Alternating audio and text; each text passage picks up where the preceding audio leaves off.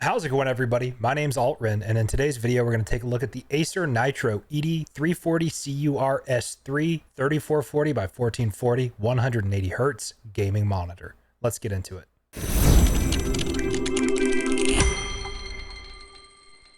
Before we get into the rest of the video, though, this video is sponsored by Handheld DIY and their mod case for the Steam Deck as well as the ROG Ally. They were nice enough to send me over 2 of each of these, and I'm going to be giving away all 4. And as you can see, I have all 4 boxes right here, 2 for the Steam Deck and 2 for the Asus ROG Ally. Now I went ahead and opened up one of the boxes for the Steam Deck case, and as you can see, it is super slick. You get a kickstand here at the back that's really high quality. And according to their website, this case for the Steam Deck lowers temps by 15%. And here we have the case for the ROG Ally. It also has a kickstand, and this material, the fact that it's see-through, gives me the vibe of like early 2000s tech, which I really like. And it also has other benefits to airflow and such, which I'll put up on screen right now. And by the way, both cases come with respective tools like screws, as well as screwdrivers that you would need to do the job. So all you have to do to win one of these is follow me on TikTok and then subscribe to me on YouTube, and then send me a DM on TikTok showing that you're subscribed to the YouTube channel, and I'll select a random winner through my DMs. And you have to live in the US, but if you do, you could win one of these. But if you don't manage to win the giveaway, I will have a link to each of these cases down below in the description. Be sure to check them out. I believe as of right now on October 4th, the ROG Ally case actually has a sale going on their website. So be sure to check that out down below. So thank you to Handheld DIY for sponsoring this video, and let's get into the monitor review. So at this point, I've been using this Acer monitor for about 2 months, and funny enough, I'm saving up to get a different monitor. Not that there's anything wrong with this one, but I really have my eyes on that LG 45-inch 3440 by 1440 monitor. So I'm working on saving up for that right now. But this monitor right here is fantastic. It's actually slightly better than the Sansui monitor that I reviewed earlier this year in terms of overall picture clarity and color. I do think that this Acer monitor right here just looks a little bit better, but let's just go ahead and talk about the specs. All right, so looking at the spec sheet here, this monitor is a 34-inch VA panel that is curved with a 1500R curve. The resolution is 3440 by 1440 or 1440p ultrawide with an aspect ratio of 21:9. Now it is up to 180 Hz via DisplayPort, but HDMI does offer 100 Hz as well. The response time is 1 millisecond gray to gray, and it also has a typical brightness of about 250 nits. And in terms of the color spectrum, this device only has about a 72% coverage of NTSC, but it does have 99% coverage of the sRGB spectrum.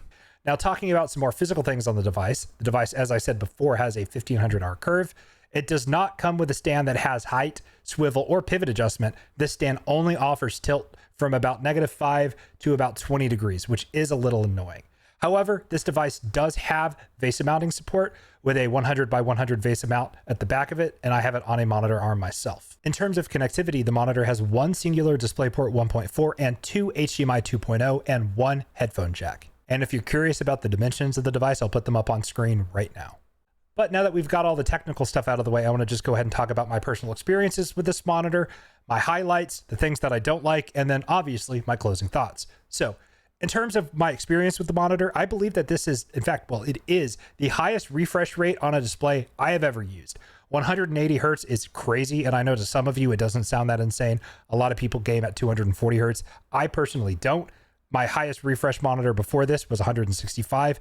This one's 180. So it's a little bit better than that. And it is nice for competitive gaming. Those high refresh rates do help in games of Marvel Rivals, Call of Duty, Battlefield 6, or whatever else. I also just think that this display just looks better than the Sansui did. I don't know if it's technically that much better in terms of actual visual quality, but to my eyes, I prefer the colors on this Acer monitor over the Sansui monitor. And this device also does have a higher refresh rate. Totally didn't take me 2 days to record this video, but talking more about just the overall user experience here, an ultra-wide monitor is an amazing thing to have for single-player games. It's just so much more immersive, and multiplayer games, I don't know if it actually gives you that much of an advantage with the expanded FOV, but you can crank your FOV up and really feel like the added immersion of just more of your peripheral vision being filled up with more monitor. Now on my desk now, I have the 45 LG Ultrawide, which I will be doing a review on after this one goes live. I really enjoyed my time with this Acer monitor, and it's a fantastic deal. I'll put the price up on screen right now, But for the price, you get some pretty solid specs. Now, there is one question I get asked quite frequently when doing monitor reviews on ultrawide monitors, and I try to answer it in every single video. So just to get this out of the way really quick, yes, you can connect an Xbox or a PlayStation to an ultrawide monitor, but one of two things will happen. One, you will have black bars on the sides of the screen, and it'll just look like a standard 16:9 panel, or it'll stretch the image and make everything look wider. So I don't really recommend using a console with an ultrawide because they're just not designed for it. They don't have the ability to change aspect ratio from 16:9, which is what pretty much every TV and non-ultrawide monitor uses, to 21:9. So yeah, you can plug your Xbox One X, Xbox Series X, Xbox Series S, PS4, PS5, PS5 Pro, whatever, you can plug those into this monitor, but it's just going to look a little weird. Now, I'm fine with the black bars on the sides and just a normal 16:9 panel, but not every console will do that. And if you have an image stretched, it just does not look good. But I don't console game at my desk. I console game lying in my bed on my TV, which is out of frame. You can't see it, but I do have a TV right there.